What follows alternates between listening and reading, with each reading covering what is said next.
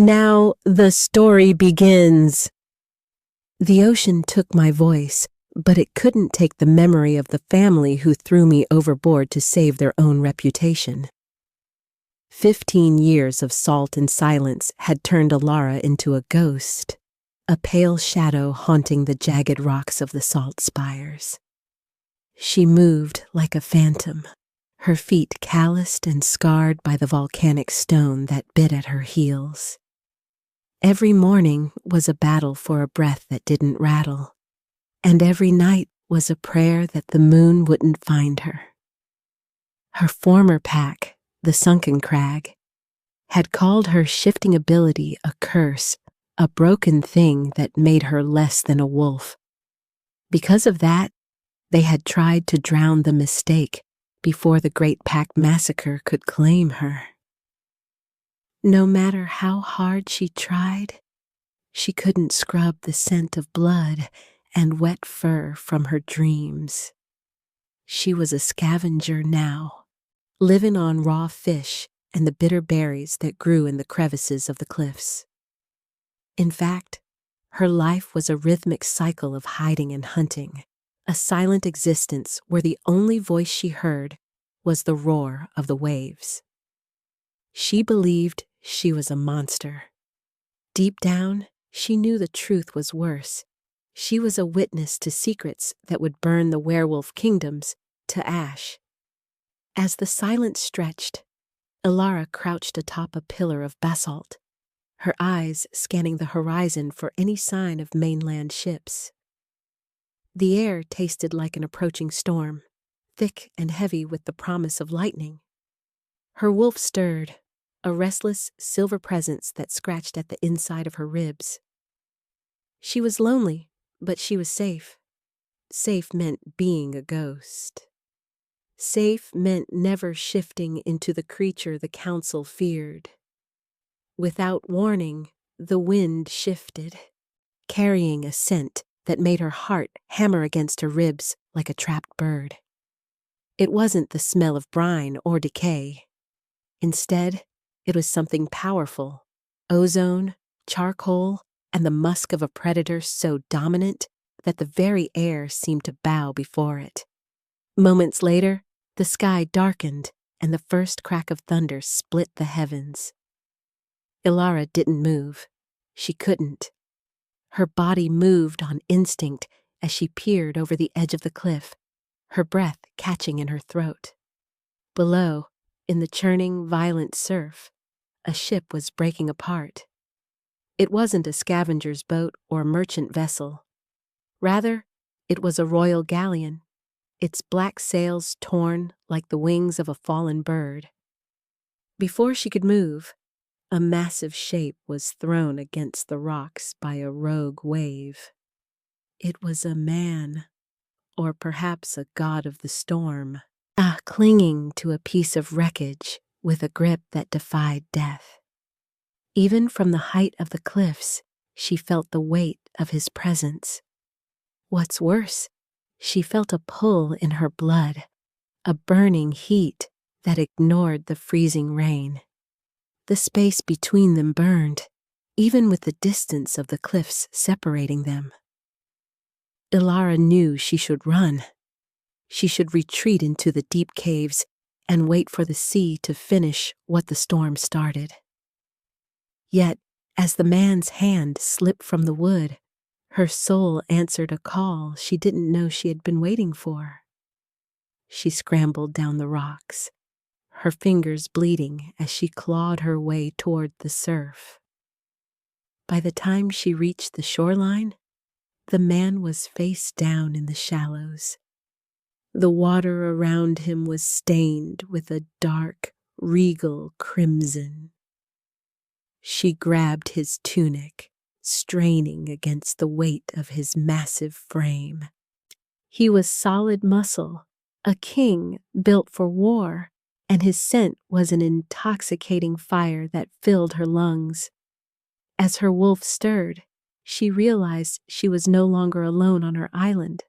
The silence of 15 years had just been shattered by the arrival of a king. Elara dragged the stranger into the mouth of her smallest sea cave, her lungs burning with the effort. He was heavy, a mountain of a man whose skin felt like molten lava against her cold, salt-crusted palms. In that moment, she realized he wasn't just any wolf. The embroidery on his soaked tunic bore the sigil of the Storm King, a crown of lightning that made her blood run cold.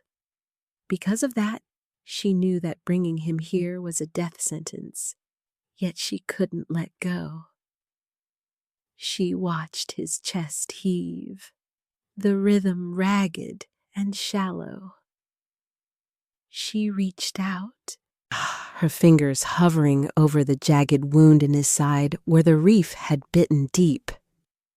Without thinking, she pressed her palm against the injury to stem the flow. As fire bloomed beneath her skin, a jolt of pure electricity surged from him into her, throwing her back against the cave wall. Her breath caught. It wasn't just pain. It was a connection, a violent chemical reaction that made her broken wolf howl in the back of her mind. The tension broke when the man's eyes snapped open. They weren't the eyes of a dying man. Instead, they were two glowing pits of molten gold, burning with an alpha's terrifying authority. He lunged, a blur of movement that pinned her against the stone before she could even gasp. His hand was at her throat, not crushing, but claiming. "Who are you?" He rasped, his voice a low, rumbling growl that vibrated through her very bones. Elara opened her mouth, but only a soft, dry hiss emerged. She shook her head, her silver hair whipping across her face. She was a silent siren, a girl with a ghost for a voice. Under the weight of his stare, she felt her world tilt. He didn't look at her with pity. Rather, his gaze was predatory, searching, as if he could see the sage blood hiding behind her pale eyes. "You're a mute," he muttered, his grip loosening just a fraction, though he didn't move away. A little ghost on a rock. Truth be told, she wanted to bite him. She wanted to shift and tear at his throat for calling her a ghost, but her wolf was doing something else entirely. It was purring. It was leaning into his heat, recognizing the Storm King as its missing half. Suddenly, the man winced, his face contorting in agony as the wound in his side began to glow with a sickly, purple light. To make things worse, his veins began to turn black, crawling up his neck like ink in water. Elara recognized it instantly. It was the feral rot, the madness that took kings and turned them into beasts. She didn't know what scared her more, the black ink on his skin or the way her heart ached at his pain. She reached out again, her hand trembling. She didn't have a voice to soothe him, so she used her touch. The moment their eyes locked, the air thickened. "Stay back, girl," he warned, even as his head fell forward against her shoulder. "I am not safe." Maybe it was fate, or maybe it was just the madness of the island, but Elara didn't pull away.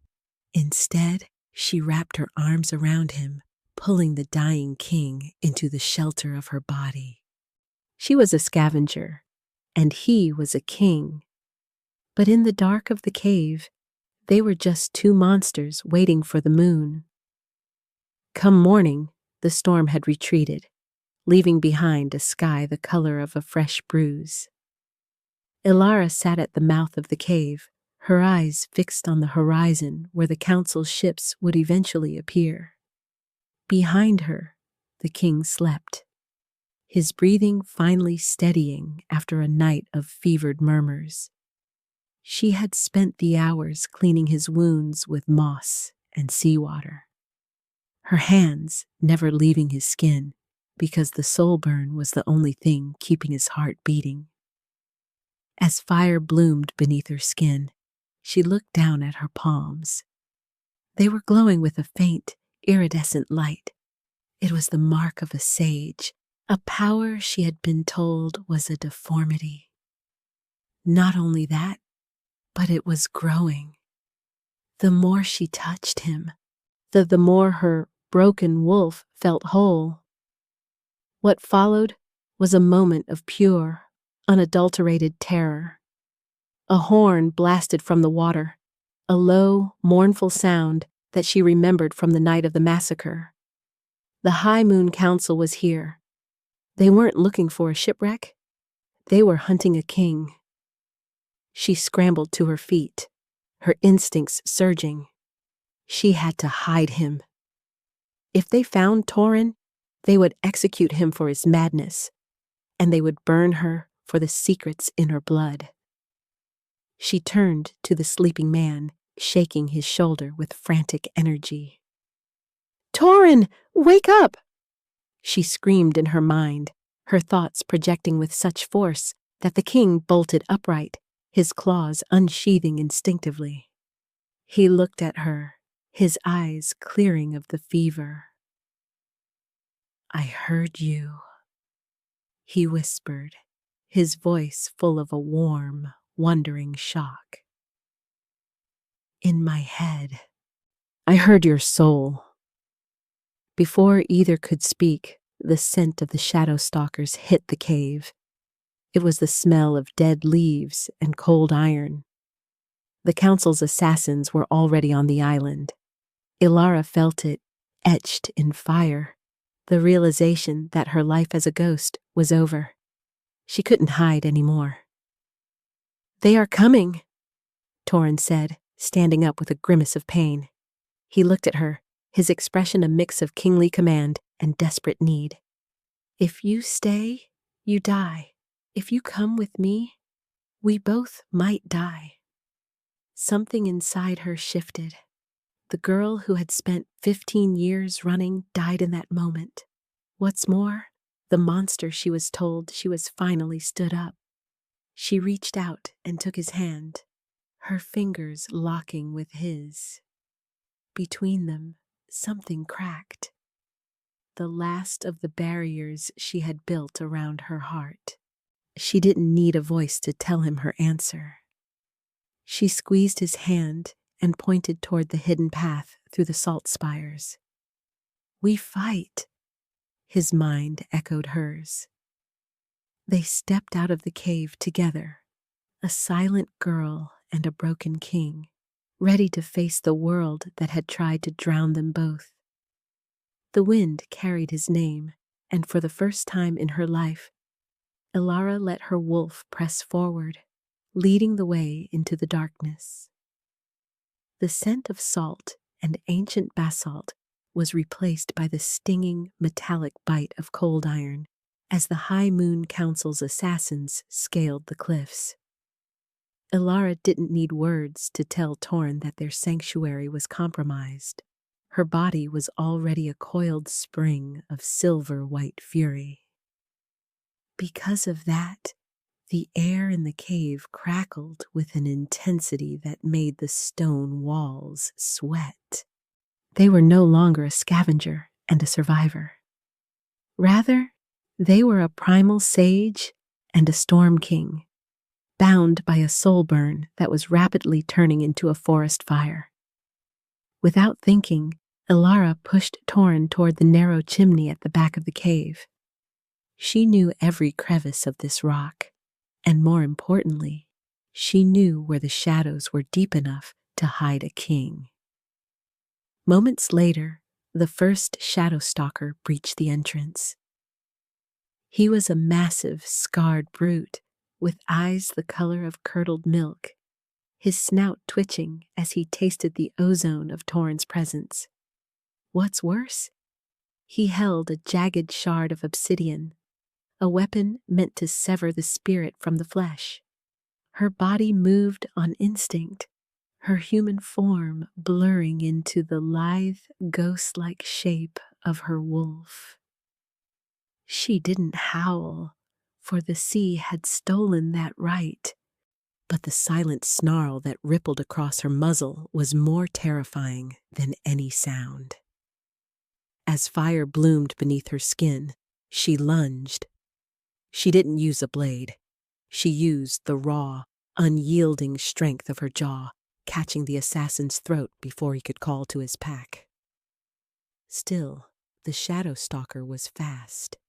He slammed his elbow into her ribs, a dull thud that sent a spike of agony through her chest. She didn't falter. In fact, her wolf pressed forward, driven by a protective urge that outweighed her fear of discovery. A growl rose in her throat, a vibration that she felt more than heard, as she tore the obsidian from his hand with her teeth. By the time the second assassin entered, the cave was a red-smeared nightmare.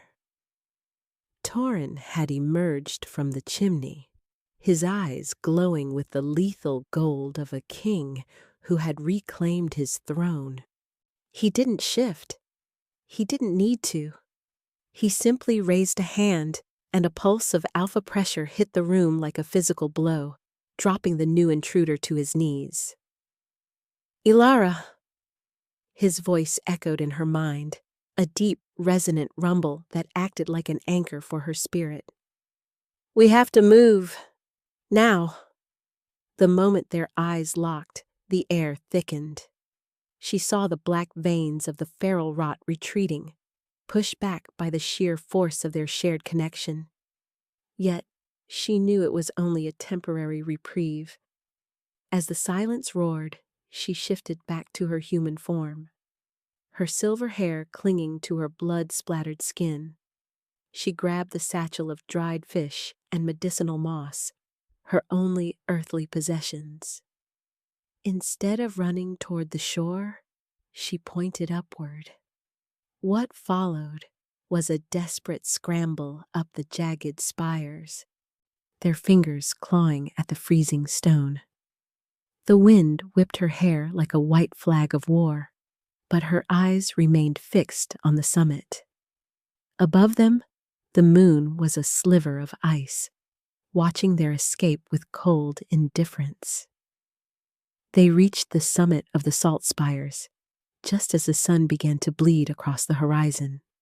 From here, the world looked like a shattered mirror of blue and gray. More importantly, it showed the true scale of their peril. Below them, 3 massive black galleons were anchored in the bay, their sails bearing the emblem of the High Moon Council. "They won't stop," Thorin whispered, his hand finding hers in the dark. "They've waited 15 years to find the girl who lived, and they've waited a lifetime to break me." Between them, something cracked. The last remnant of Elara's desire to hide. She looked at him, her pale eyes reflecting the rising sun. No matter how hard she tried to be a ghost, the world demanded she be a storm. Truth be told, she was terrified, but as the bond pulsed through her wrist, she felt a strength that wasn't hers alone. Without warning, a volley of iron-tipped arrows hissed through the air, thudding into the stone at their feet. The council's archers were below, their aim guided by the scent of the king. Before the words left her lips, Elara felt Thorin's arm wrap around her waist, pulling her into his massive heat. "Jump," he commanded, his thoughts a thunderous roar in her head. She didn't hesitate. Because she trusted him, she let her wolf stir and take control. They leaped from the highest point of the spires, a white streak and a black shadow falling toward the churning sea. Time stood still as the wind roared past her ears, the sensation of flight turning into a terrifying plummet. The space between them burned as they hit the water, the impact knocking the air from her lungs. But then she felt his grip tighten. Thorin wasn't letting her go. He swam with the power of a leviathan, dragging her through the freezing currents toward a hidden sea cave she had never dared to explore. Inside the hidden grotto, the air was warm and smelled of ancient earth. As if fate demanded it, they found an old wooden skiff tucked away in the back, its hull enchanted with fading runes of concealment. This was the escape pod her family had prepared 15 years ago, the one she had been too afraid to use. As fire bloomed beneath her skin, Elara helped Thorin into the boat. He was shivering now, the feral rot fighting back against the salt and the cold. She sat across from him, grabbing the oars with hands that were raw and bleeding. She didn't know how to navigate the open ocean, but she knew the song of the tides. "You're taking us to the mainland," Thorin realized, his voice trembling as he watched her row. "To the Emerald Wilds." Elara nodded, her jaw set in a hard line. She was going back to the place where her family died. She was going back to the heart of the Council's power. Deep down, she knew the truth. She couldn't be a queen until she faced the monsters who made her a ghost. As the silence roared, she watched the Salt-Spires shrink into the distance. Her world tilted as the first true wave of the open sea caught the skiff. For 15 years, she had survived on scraps and silence. In a single heartbeat, the world shifted and she was no longer a scavenger. She was a navigator, a sage, and a king's last hope. Moments later, the mainland appeared as a dark, jagged line on the horizon. The Emerald Wilds were waiting, a forest of secrets that would either crown her or kill her. With every heartbeat, Elara felt the bond to the man beside her grow stronger, a thread of fire that could not be severed. She leaned forward, her forehead touching Thorin's as he drifted into a shallow sleep. She didn't need a voice to whisper a promise to the wind. She let her soul answer the call of the forest, steering the boat toward the trees that held her history. The wind carried her silent vow, and she let it happen, rowing toward a destiny she could no longer deny. The Emerald Wilds didn't welcome them with open arms. Instead, it greeted them with the suffocating weight of ancient, moss-draped silence. As the bow of the skiff scraped against the pebbled shore, Elara felt a shiver run down her spine that had nothing to do with the morning mist. This was the land that had birthed her, and yet it felt like standing in the mouth of a sleeping beast. Because of that, she kept her hand on the rough wood of the boat, anchoring herself to the only reality she had left. Without thinking, she stepped onto the damp earth, her bare toes sinking into the mulch of centuries. The air here was different from the spires. It was thick with the scent of pine resin, damp earth, and the faint, predatory tang of wolves that didn't know her name. Moments later, Thorin stumbled out behind her, his face pale and his movements heavy with the lingering effects of the rot. He looked like a fallen sun in the middle of a dark grove. What's worse, the forest itself seemed to be watching them, the massive trees leaning in as if to eavesdrop on their heartbeats. Her body moved on instinct when a twig snapped in the shadows. She didn't reach for a weapon because her sage blood was already beginning to hum, a low vibration that pulsed in the back of her skull. As fire bloomed beneath her skin, She realized the broken parts of her were finally starting to speak to the world around her. She closed her eyes, letting the forest's heartbeat sync with her own. Still, the fear was there. A cold lump in her throat that she couldn't swallow. In fact, she felt them before she saw them. 3 scouts, their fur the color of moss and shadow, emerged from the undergrowth like ghosts born from the trees. They didn't growl. Rather, they stood in a semicircle, their hackles raised and their eyes locked on Thorin's royal sigil.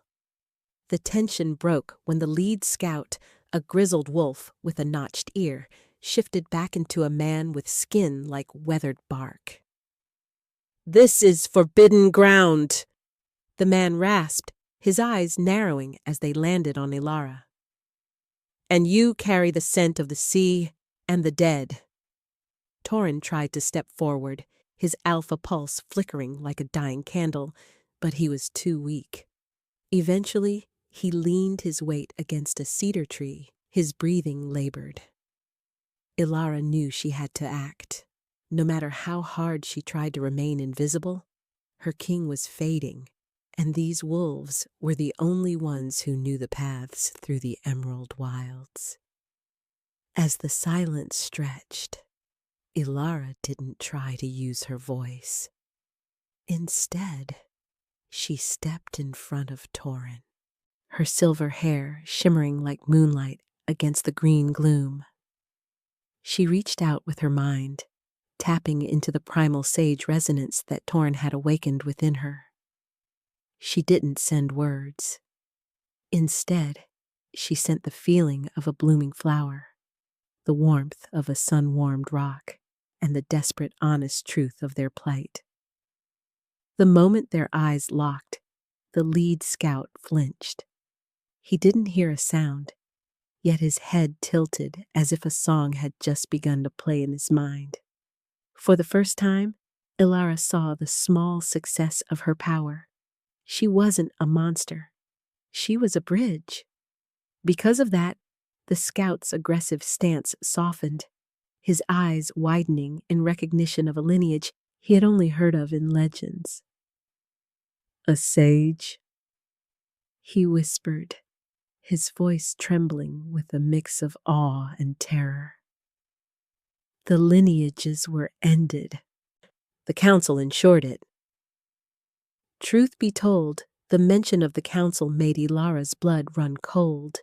She showed him a flicker of the Great Pack massacre, the fire, the water, the betrayal. What followed was a ripple of shared grief that passed through the scouts like a physical wind. They weren't just scouts. They were survivors of the council's iron grip, too. Soon after, the lead scout signaled for his men to stand down. "The High Moon Council has spies in every thicket, but we are the wild's own. If you truly are what you claim, the forest will protect you." Moments later, they were being led deeper into the heart of the forest, through paths that seemed to vanish the moment they stepped past them. Elara stayed close to Thorin, her shoulder brushing against his to keep the soul burn active. She could feel his mind struggling against the black ink of the rot, but every time she touched him, the darkness receded. The space between them burned with a silent promise that she wouldn't let him fall. They reached a hidden encampment built into the hollow of a gargantuan redwood, where the air smelled of wood smoke and wild herbs. It was a humble place, far from the marble halls Thorin was used to, but it was safe. Even so, Elara felt the weight of the task ahead. She was a girl who had spent 15 years in silence, and now she was expected to navigate a world of political intrigue and ancient bloodlines. "You must learn to control the resonance," Thorin whispered that night, his voice a ghost of its former strength as they sat by a small, hidden fire. The council can track a sage by the ripple they leave in the spirit world. Elara looked at her hands, the iridescent glow of her skin fading in the firelight. She felt a surge of frustration. Why was she the one burdened with this? Why did the ocean give her back to a world that only wanted to use her? In a single heartbeat, the world shifted, and she saw the reflection of her own fear in Thorin's eyes. He wasn't just a king. He was a man who was terrified of losing his mind to the rot. She leaned in, her forehead resting against his. She didn't need a voice to tell him that she was learning, that she was trying. She let her soul answer his fear with a steady, rhythmic pulse of calm. In the stillness that followed, she felt him relax, his fingers tangling in her hair as he pulled her closer. Under the weight of his stare, she realized that this was her new reality. She was no longer a ghost on a rock. She was the anchor for a king and the hope for a dying race. Deep down, she knew the truth. The Emerald Wilds wouldn't just hide them, it would change them. As the sky darkened above the canopy, Elara let her wolf press forward, the silver creature sensing the challenges that lay ahead in the deep woods. She watched the embers of the fire dance, knowing that tomorrow they would have to face the first of the council's traps. The wind carried a warning through the leaves, and she let it happen, closing her eyes as the forest held its breath for the storm that was coming.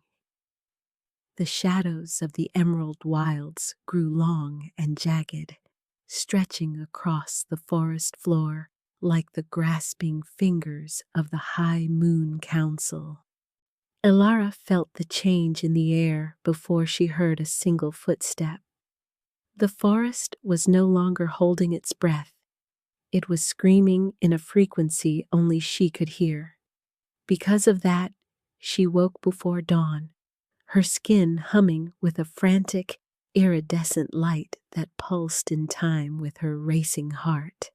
She looked at Thorin, who was still trapped in a fitful sleep, his brow drenched in sweat as the black veins of the feral rot pulsed against his temple. Without thinking, she pressed her hand to his chest, sending a wave of cooling sage energy through his blood to quiet the madness. Moments later, his eyes snapped open, gold clashing with silver in the dim light of the redwood hollow. What's worse, the bond between them felt raw and exposed, a nerve ending stripped of its skin. He didn't speak, but his hand gripped hers with a desperate intensity that told her the council's pressure was mounting. They weren't just hunting them anymore. They were closing the circle. In fact, the first complication arrived with the sunrise. The lead scout, Kyle, returned with a blood-stained scrap of parchment he had pulled from a dead messenger's throat. As the silence stretched, he handed it to Elara, his eyes full of a pity that made her stomach churn. It was an old bounty hunter's log, dated 15 years ago, detailing the execution of the sunken crag pack. Still, as her eyes scanned the messy scrawl, she found a name that made her world tilt. Baron Silas of Sunken Crag, traitor, executed for refusing to surrender the sage child. Deep down, she knew the truth had been a lie for over a decade. Her father hadn't thrown her overboard to save his reputation. He had thrown her into the sea to save her from the council's knife. Rather than being the mistake of a coward, she was the final hope of a hero. The revelation hit her like a physical blow, a sob of silent grief shaking her lithe frame. By the time the sun reached its zenith, The atmosphere in the encampment had turned from cautious to lethal. Thorin had spent the morning training with the scouts, his massive black wolf form clashing against theirs in a dance of tooth and claw. Even so, Elara could see the midpoint shift taking place within him. He was no longer just a king trying to survive. He was a predator looking for a fight. "They lied to you, Elara," Thorin said later that evening, his voice a low purr as they stood beneath the shadow of an ancient waterfall.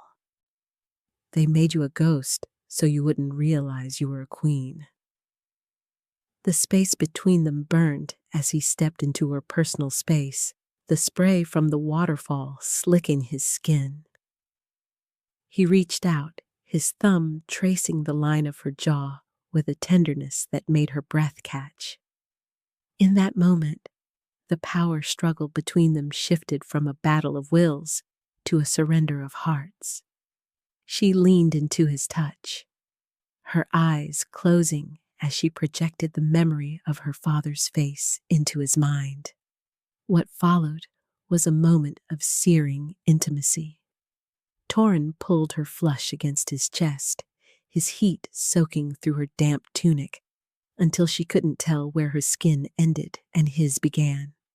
As fire bloomed beneath her skin, she felt his wolf pressing against her spirit, a hungry, protective force that demanded everything she was. He didn't ask for permission. Instead, he claimed her mouth in a kiss that tasted of salt, pine, and a burning, ancient desire. It was a scorching surrender. Her hands tangled in his thick, dark hair, pulling him closer as her soul answered his call with a roar of light. Truth be told, she had forgotten how to be human, but in his arms, she felt like something more. The tension broke only when a hawk's cry echoed from above, the signal that the shadow stalkers had breached the outer forest. Moments later, the forest was alive with the sound of snapping branches and the rhythmic beat of paws. The council hadn't just sent assassins. They had sent the High Elder's personal guard, a unit trained specifically to nullify a sage's resonance. Elara felt the trap closing around them, a psychic dampener that felt like cold oil pouring into her mind. Because of that, she couldn't call to the trees or sense the scouts. "Stay behind me," Thorin growled, his body beginning to ripple as the bones shifted and snapped into his massive wolf form. But then, Elara shook her head, her silver hair whipping in the wind. She wasn't going to be the girl on the rock anymore. Not only that, but she realized that her father's sacrifice meant she had to be the one to lead them out. She let her wolf surge forward, her silver-white fur shimmering with a blinding primal sage glow that cut through the council's dampening field. In a single heartbeat, the world shifted. The forest responded to her call, the roots of the redwoods lashing out like whips to trip the oncoming stalkers. What's worse for the enemies was that she wasn't just hiding, she was hunting. She lunged into the fray, a blur of silver light and lethal grace, her teeth finding the throat of the first guard before he could even raise his obsidian shard. Yet, the victory was short-lived. As the echo of the battle faded, Elara looked toward the tree line and saw a figure that made her heart stop. It was the High Elder himself, standing at the edge of the clearing, holding a silver glass vial that glowed with a terrifying, familiar light. Before either could speak, the Elder uncorked the vial, and a wave of pure, concentrated feral rot hit the air. Thorin screamed as the black veins exploded across his chest, his gold eyes turning a hollow, mindless black. She felt it, etched in fire, The stakes had just become more than personal. The man she loved was being turned into the very monster they feared, and the council held the only leash. The clearing in the Emerald Wilds turned into a theater of nightmares as the feral wrought mist curled around Thorin's massive frame. Elara watched in horror as the man who had just kissed her with such tenderness dissolved into a creature of pure, mindless aggression. Because of that, the air felt stripped of oxygen, replaced by the suffocating stench of decay and black magic. She looked at the High Elder, who watched the carnage with a serene, terrifying smile, holding the empty vial like a trophy. Without thinking, Elara threw herself toward Thorin, ignoring the way his claws raked the earth in blind fury. Moments later, she was pinned beneath his weight, his hot, rancid breath hitting her face as he snarled, his golden eyes completely consumed by the ink-black rot. What's worse, she could feel his consciousness slipping away, falling into a bottomless pit where no light could reach. Still, she didn't pull back. Rather, she pressed her forehead against his wet snout, her silver hair tangling in his obsidian fur. In fact, she knew this was the point of no return. To save him, she had to do more than just touch his skin. She had to enter the void mind, a psychic realm where sages often lost their own sanity. As the silence stretched, she felt the dampening field of the council guards trying to crush her spirit. Yet, her love for the broken king was a lighthouse in the dark. Deep down, she knew the truth. She was the only thing standing between Thorin and the monster the council wanted him to be. The transition was instantaneous and violent. One moment Elara was in the forest, and the next she was standing in a world of absolute shadow, where the ground felt like liquid glass. What followed was the sight of Thorin's soul, a massive black wolf chained to a pillar of ice, being slowly swallowed by a rising tide of black ink. He didn't recognize her. Instead, he lunged at his chains, his mental roars vibrating through her very marrow. "Thorin, look at me!" she screamed with her spirit, her internal voice finally loud enough to shake the foundations of his mind. She walked toward him, each step feeling like she was wading through lead. Even so, she didn't stop.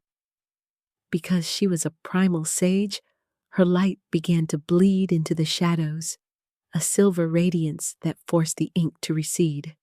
She reached the pillar and wrapped her arms around the wolf's neck, burying her face in his fur as the black rot tried to crawl onto her own skin. As fire bloomed beneath her skin, she felt a sudden, sharp pain. The rot was fighting back, showing her visions of the Great Pack Massacre, the faces of her drowning family, and the cold eyes of the elders who had cast her out. Not only that, but it whispered that she was a curse, a broken girl who brought death to everyone she touched. For a heartbeat, her light flickered. She felt herself slipping, her resolve crumbling under the weight of 15 years of isolation. But then she felt a spark of heat from within the wolf's chest. It was the memory of their kiss at the waterfall, a physical anchor that the rot couldn't touch. In that moment, her world tilted back into place. She realized that her strength didn't come from being whole. It came from the scars that had made her a survivor. She let out a psychic roar, her silver light exploding outward like a supernova. Between them, something cracked. The chains of the rot shattered, turning into harmless mist. As the silence roared, she saw Thorin's golden eyes return, clear and full of a devastating, soul-deep recognition. Elara, his soul whispered, the name hanging in the air like a sacred vow. Moments later, they were back in the clearing. The High Elder's smile vanished as Thorin stood up, his body steaming as the last of the black veins evaporated. He wasn't a mindless beast anymore. He was a king who had been through hell and returned with his queen. Truth be told, the elder looked small now, a withered old man holding a useless glass bottle. You should be dead," the elder hissed, his voice trembling with a sudden, sharp fear. Rather than answering, Thorin let out a real-world howl that shook the very leaves from the trees. It wasn't a cry of madness, but a call to war. Soon after, the Emerald Wild Scouts emerged from the brush, their eyes glowing with renewed hope. Elara stood by his side, her silver-white fur shimmering with the full, unchecked power of the primal sage. She felt it, etched in fire, the realization that they had just crossed the threshold. There was no going back to the island, and there was no more hiding. They were the storm now. As the council guards began to retreat into the shadows, Elara let her wolf press forward, her eyes locked on the High Elder. The hunt was officially over. The revolution had just begun, and she let it happen, stepping into her power as the forest watched in awe. The victory in the clearing was a fleeting ghost, vanishing the second the High Elder reached into his robes and pulled out a jagged, pulsating shard of obsidian. This was the Mute Stone, an ancient relic forged in the blood of the first fallen sages, designed to sever a shifter's connection to the spirit world. Because of that, the air didn't just turn cold, it turned dead, the vibrant hum of the emerald wilds flatlining into a hollow, terrifying void. Elara clutched at her chest as her silver light flickered and died, her connection to the forest snapping like a frozen branch. Without thinking, she tried to reach for Thorin's mind, but she found only a wall of cold, jagged silence. Moments later, a wave of High Moon Council reinforcements flooded the clearing, their numbers so vast they looked like a moving carpet of shadow. What's worse, without her sage light to balance him, the feral rot began to claw its way back into Thorin's eyes, fueled by the sheer desperation of the fight. Still, he fought like a god of war, his obsidian fur matted with blood as he tore through the front ranks to get to her. In fact, she could see the exact moment hope died in his gaze. As the silence stretched, the High Elder slammed the Mute Stone into the earth, sending a shockwave of anti-magic that pinned Elara to the ground. She opened her mouth to scream his name, but no sound came out. Not even the dry hiss she had relied on for 15 years. Rather than being a girl who had found her power, she was suddenly a broken ghost again, trapped in a body that wouldn't obey. What followed was a brutal, systematic dismantling of their resistance. Thorin was swarmed by a dozen shadow stalkers, their iron-tipped spears biting into his flanks until he collapsed under the collective weight of his enemies. Even so, he kept his eyes locked on Elara as the guards dragged her away, his silent roar of agony vibrating in the ground beneath her feet. Because she was powerless, she could only watch as they threw a heavy, cold iron collar around his neck, effectively sealing his wolf and his mind. "You were a mistake that should have stayed in the deep," the High Elder hissed, standing over her as the guards hauled her toward the forest edge. Moments later, They were moving back toward the coast, the lush green of the wilds fading into the gray, salt-sprayed rocks of the harbor. Elara felt her world tilt as she saw the black galleons waiting for them, their sails snapping in the wind like the wings of vultures. Truth be told, since she felt smaller than she ever had on the Salt-Spires. She wasn't a queen. She was a prisoner of the very people who had murdered her childhood. Not only that, but the elder took a sadistic pleasure in her despair, leaning close to whisper in her ear. "We didn't just kill your family, little siren. We made sure the world forgot they ever existed. Soon, you'll be a memory too." By the time they reached the docks, the sky had turned a sickly, bruised purple, mirroring the darkness in Elara's soul. She was thrown into the same dark, damp hold of a ship that had haunted her nightmares for 15 years. To make things worse, the iron collar around her neck felt like it was leeching the very life from her bones, making her wolf feel like a distant, dying ember. Deep down, she knew the truth. She had lost everything. Thorin was a prisoner. Her voice was gone, and the council had won. As the silence roared in the cramped, stinking darkness of the ship's belly, she curled into a ball on the rotting floorboards. She had tried to be a monster, and she had tried to be a sage, but in the end, she was just a girl the ocean didn't want. What's worse was the rhythmic creak of the ship as it pulled away from the mainland, heading back toward the deep water. Her thoughts spun, reaching for a spark of hope, but finding only the cold weight of the mute stone's echo. She felt it, etched in fire, the utter crushing weight of failure. Her bones remembered the cold of the sea, and as the ship hit the first wave of the open ocean, Elara closed her eyes and let the despair take her. Between them, something had cracked, but it wasn't the council's power. It was her will. As the echo of the harbor bells faded into the distance, she surrendered to the dark, the all-is-lost moment finally claiming the last of her light.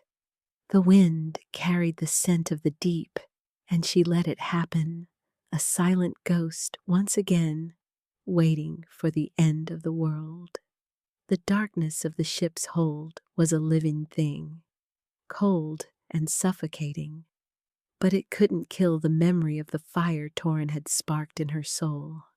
Elara lay on the damp wood, the iron collar around her neck humming with a dampening frequency that made every breath feel like she was swallowing lead. Because of that, the silence wasn't just in the air. It was a physical weight crushing her spirit. Still, in the quiet that followed the ship's departure, a new sound began to emerge. A rhythmic thumping from the other side of the bulkhead. Without thinking, she pressed her ear to the cold wood. It was a heartbeat, steady and powerful, despite the feral rot trying to claim its host. It was Thorin. Moments later, the realization hit her like a lightning strike. They had separated their bodies, but the soul burn was a tether the High Moon Council couldn't see. What's worse for her captors was that Elara stopped trying to find her voice in her throat. Rather, she began to look for it in the core of her being, where the primal sage blood lived.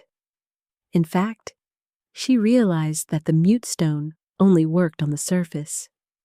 As the silence stretched, she dove inward, past the trauma and the salt, until she found a tiny spark of iridescent light buried under the weight of her grief. Truth be told, she had been a ghost because she chose to haunt her past. Now she chose to hunt her future. Deep down, she knew the truth. She didn't need the council's permission to exist. By the time the moon reached its peak, the iron collar began to glow with a faint silver heat. Elara sat up, her eyes wide as she began to hum, not with her voice, but with the very vibration of her molecules. What followed was a ripple of sage energy that defied the laws of the council's magic. Even so, she didn't just break her own chains. She reached through the wood of the ship, her spirit searching for the broken wolves she knew were trapped in the other cages. "Wake up," her spirit whispered, a psychic roar that didn't need air to travel. The response was instantaneous and terrifying. A dozen voices answered her in the dark. Ghosts of the Great Pack Massacre.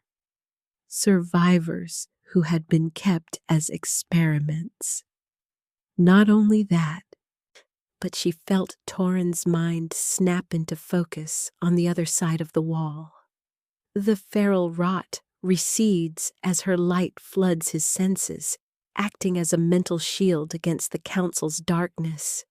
Moments later, the ship's hull groaned as the broken wolves began to shift in unison.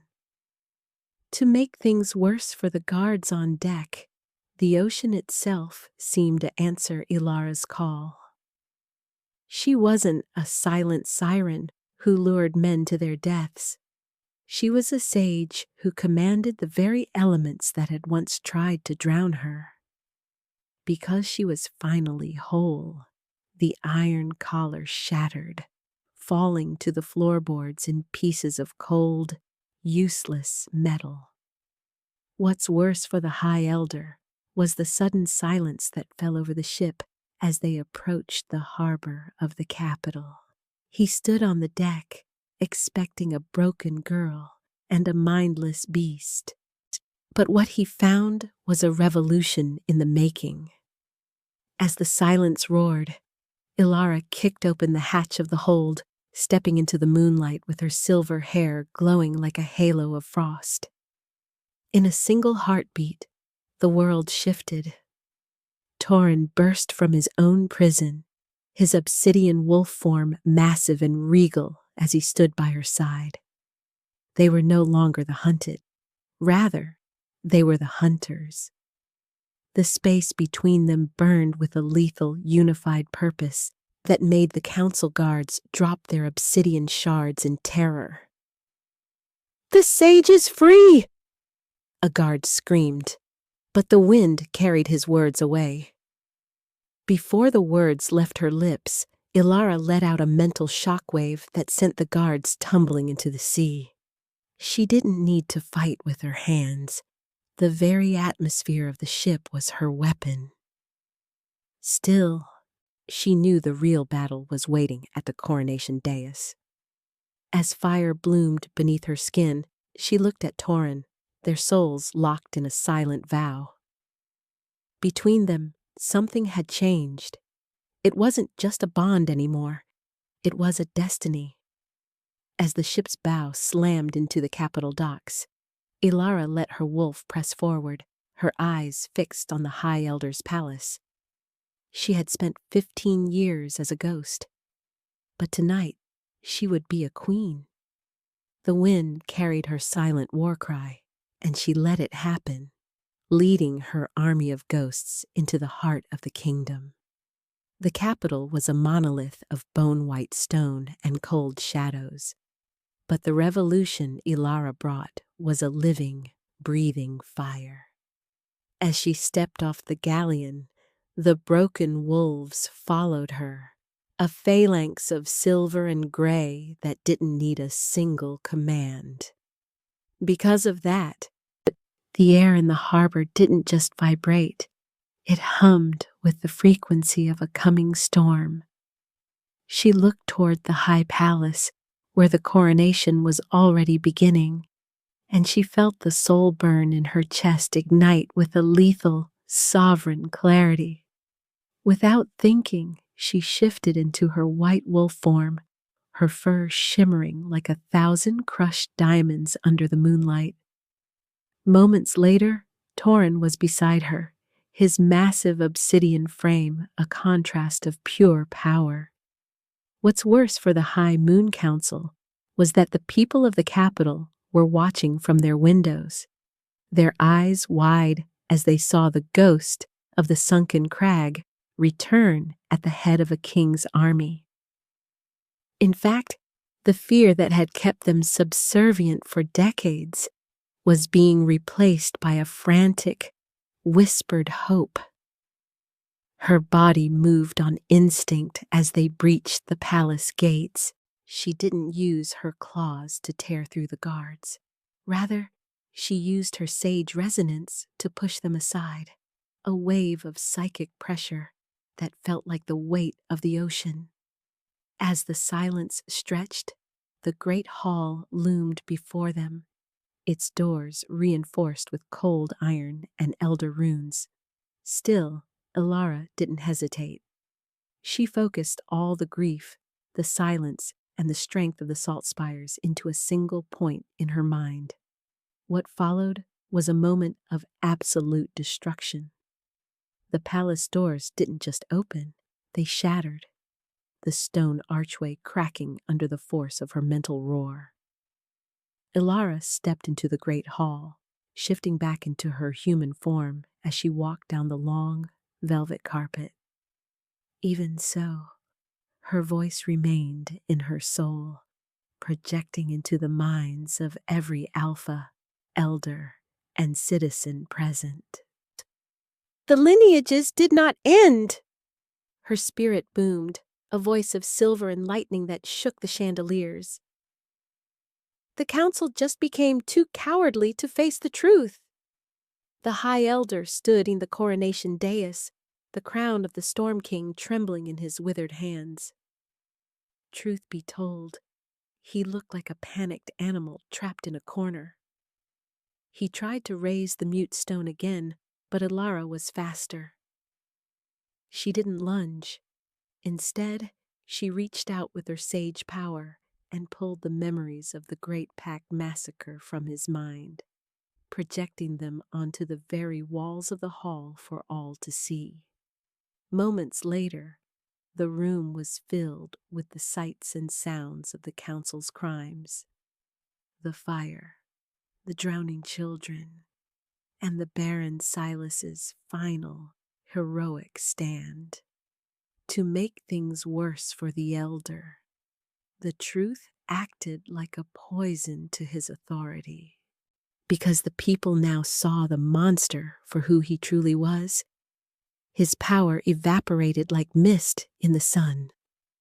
The space between them burned as Elara reached the dais, her eyes locked on the man who had tried to drown her. Between them, something finally broke, and it was the High Elder's spirit. He fell to his knees, the crown clattering to the floor as Thorin stepped forward, his human form tall and restored, free from the feral rot forever. In a single heartbeat, the world shifted. Thorin didn't pick up the crown. Rather, he picked up the mute stone and crushed it in his bare hand, the black dust falling like ash. "I do not rule by the council's grace," Thorin's voice rang out, clear and commanding. "I rule by the sage's light." What followed was the coronation the kingdom had prayed for. Thorin took the crown and placed it on Elara's head, of his fingers lingering against her temple with a heat that made her pulse race. Not only that, but he knelt before her, the first king in history to bow to a sage. As fire bloomed beneath her skin, Elara felt the soul burn settle into a steady, peaceful glow. She wasn't an island girl or a silent siren anymore. She was queen. By the time the sun began to rise over the capital, the corruption of the council had been dismantled. Elara stood on the royal balcony, looking out over a kingdom that was finally breathing again. Deep down, she knew the truth. Her voice hadn't been stolen by the ocean. It had been saved for this very moment. As the silence roared with the cheers of the people below, she felt Thorin's arms wrap around her waist, his chin resting on her shoulder. He didn't need a voice to hear her, and she didn't need a voice to tell him she loved him. Her soul answered his presence with a song of belonging that filled the entire forest and reached the furthest shore of the Salt-Spires. The wind carried her name, and she let it happen, a sovereign of the storm and the sea, finally home.